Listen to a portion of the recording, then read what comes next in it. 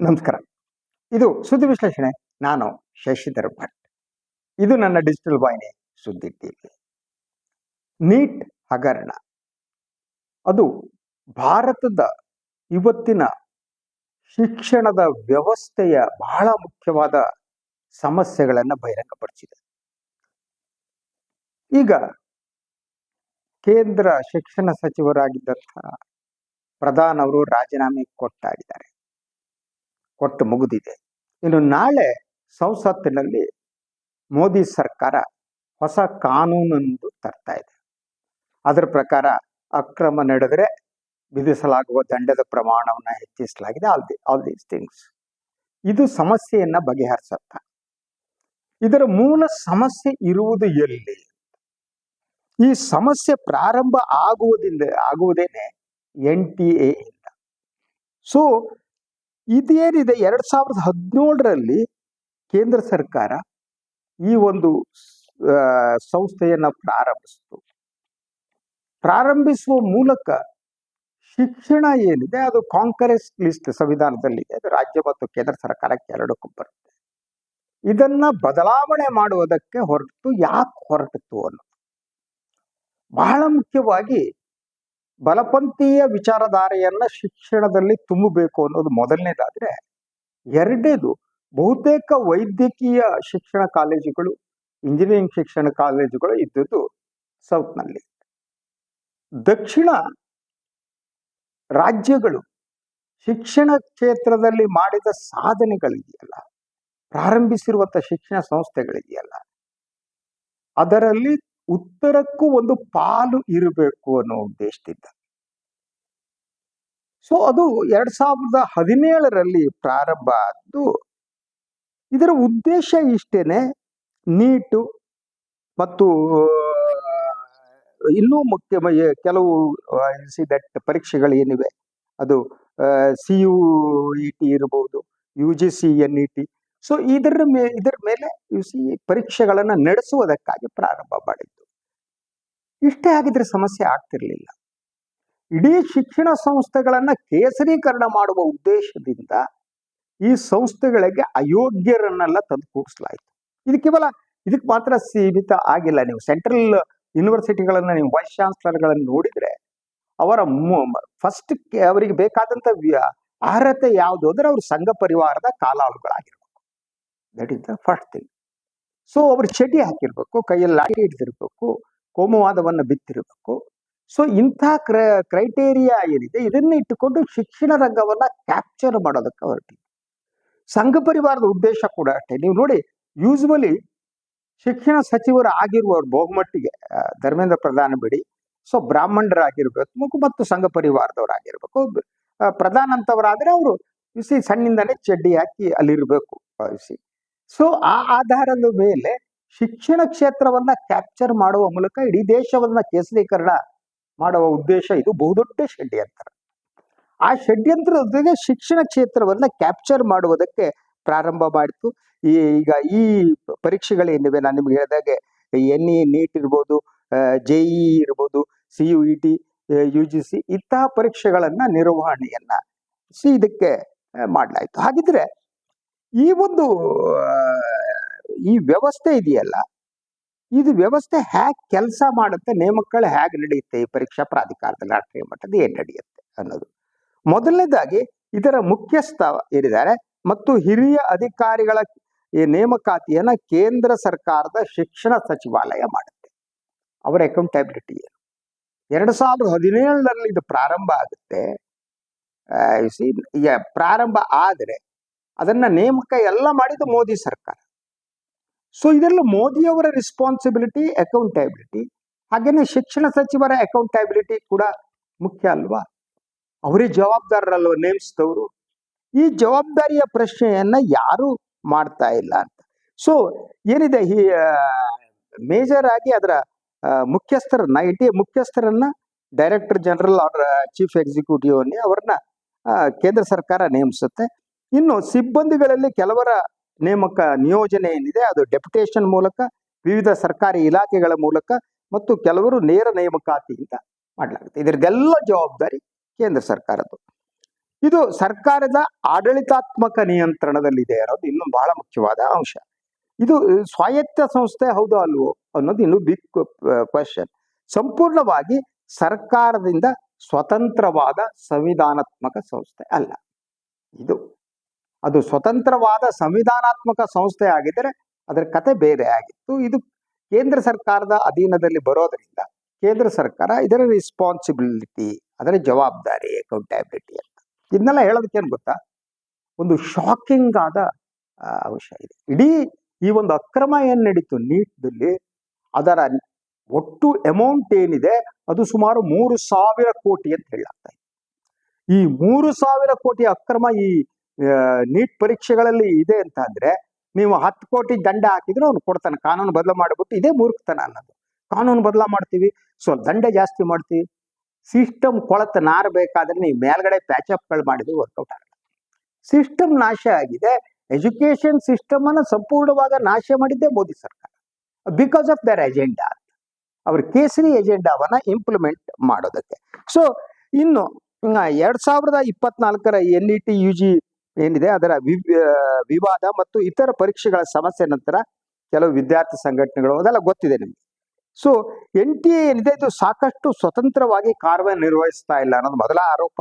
ಪ್ರಮುಖ ಹುದ್ದೆಗಳ ನೇಮಕಾತಿಯಲ್ಲಿ ಸರ್ಕಾರದ ಪ್ರಭಾವ, ಸರ್ಕಾರನೇ ನೇಮಕಾತಿ ಮಾಡೋದು, ಪರೀಕ್ಷಾ ವೈಫಲ್ಯಗಳಿಗೆ ಅಧಿಕಾರಿಗಳನ್ನ ಅವರು ಯಾರು ಹೊಣೆಗಾರರು ಅನ್ನೋದು ಕೂಡ ಇವರು ನಿರ್ಧರಿಸ್ತಾ ಇಲ್ಲ.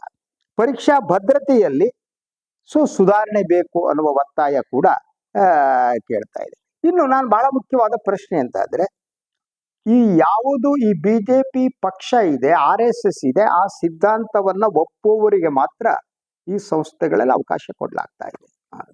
ಅದು ಆಲ್ ಯೂನಿವರ್ಸಿಟೀಸ್ ಏನಿದೆ, ಯೂನಿವರ್ಸಿಟಿಯ ವೈಸ್ ಚಾನ್ಸಲರ್ಗಳ ನೇಮಕ ಏನಿದೆ, ಇದರಲ್ಲೂ ಕೂಡ ವೈಸ್ ಚಾನ್ಸಲರ್ ನೇಮಕದಲ್ಲೂ ಕೂಡ ಸಂಪೂರ್ಣವಾಗಿ ಕೇಸರೀಕರಣ ಆಗ್ತಾ ಇದ್ದುದು ಅಂತ.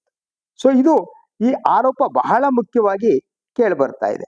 ಇನ್ನು ಬಹಳ ಜನ ಇದಕ್ಕೊಂದು ಕೆಲವು ಸುಧಾರಣೆಗೆ ಸಲಹೆಗಳನ್ನು ಕೂಡ ತಜ್ಞರು ಕೊಡ್ತಾರೆ. ಏನದು ಅಂದ್ರೆ, ಈ ನ್ಯಾಷನಲ್ ಇದ್ರ ಅಕಾಡೆಮಿ ಏನಿದೆ, NTA ಏನಿದೆ, ಇದು ಆಡಳಿತಾತ್ಮಕ, ಇದಕ್ಕೆ ಸ್ವಾಯತ್ತತೆ ಕೊಡಬೇಕು ಅನ್ನೋದೊಂದು.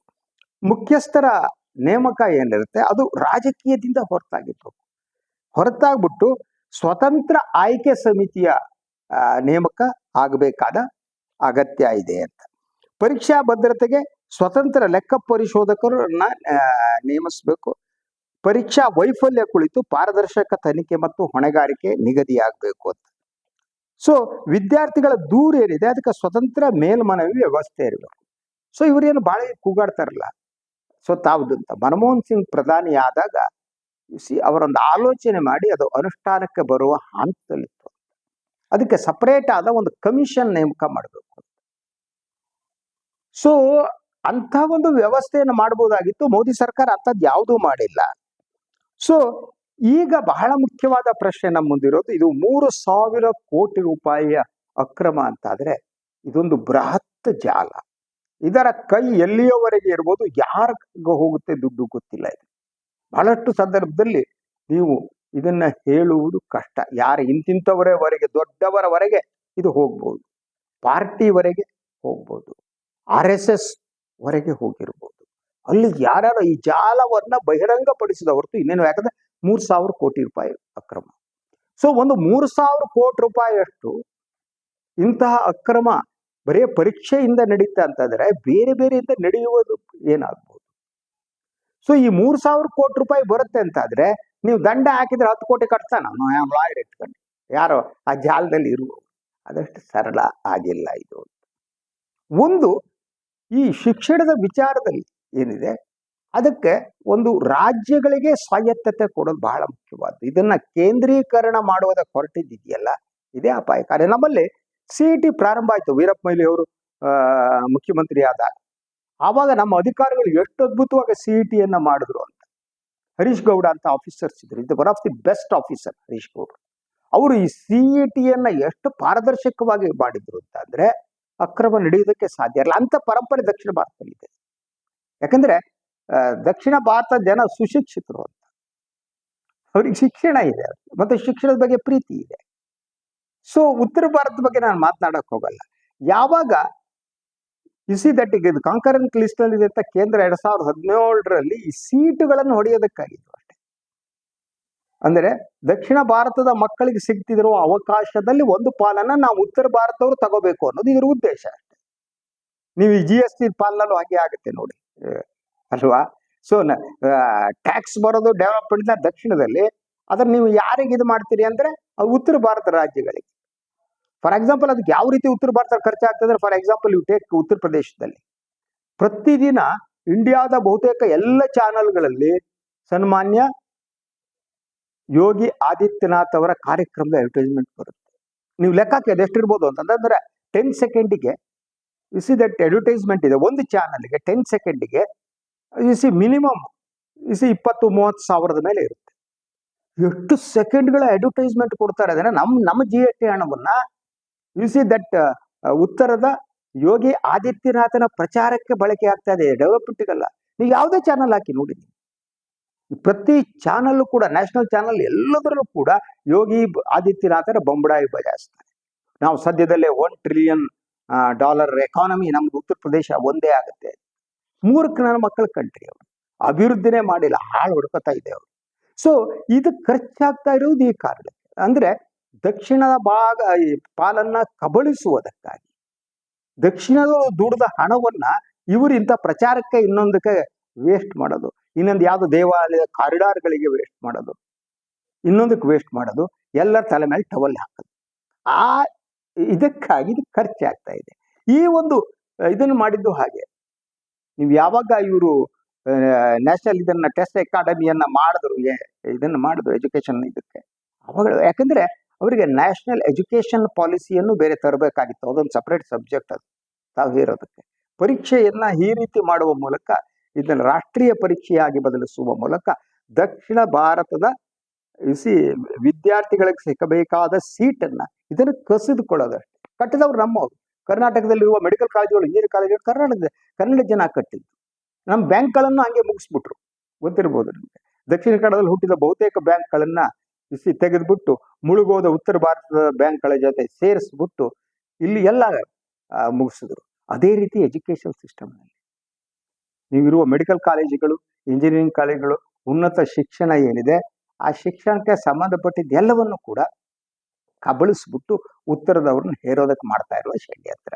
ಈಗ ಲೇಟೆಸ್ಟ್ ಮಾಡ್ತಿದ್ದಾರೆ ನೋಡಿ, ಈಗ ಏನು ಅಂತಂದ್ರೆ ಕ್ಷೇತ್ರಗಳ ಪುನರ್ವಿಂಗಡಣೆ ಕಾನೂನು ಬರ್ತಾ ಇದೆ. ಅದಾಗ್ಬಿಟ್ರೆ ದಕ್ಷಿಣದ ಸಂಪೂರ್ಣ ಧ್ವನಿ ಅಡಗೋಗ್ಬಿಡುತ್ತೆ. ಪೂರ್ಣ ಉತ್ತರ ಭಾರತ 4 ರಾಜ್ಯಗಳ ಬರುವ ಸೀಟ್ ಇದೆಯಲ್ಲ, ಅದೇ ಅವ್ರಿಗೆ ಸಾಕಾಗತ್ತೆ. ಆದರೆ ಈಗ ಹಾಗಾಗಲ್ಲ, ಯಾಕಂದ್ರೆ ಒಂದು ವಿದ್ಯಾರ್ಥಿಗಳು ಎಚ್ಚರಿಕೊಂಡಿದ್ದಾರೆ.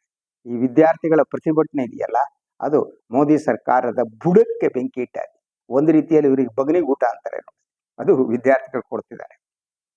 ಆದ್ರೆ ಇಡೀ ಇವರ ಈ ಒಂದು ನೀಟ್ ಎಕ್ಸಾಮ್ ಇರಲಿ, ಇದೆಲ್ಲ ಎಕ್ಸಾಮ್ಗಳೇನಿದೆ, ಇದು ಉತ್ತರ ಭಾರತದವರಿಗೆ ಲಾಭವಾಗಲಿ ಅನ್ನುವ ದೃಷ್ಟಿಯಿಂದ ಮಾಡ್ತಾ ಇರೋದು, ಅಷ್ಟೇ ಉದ್ದೇಶ.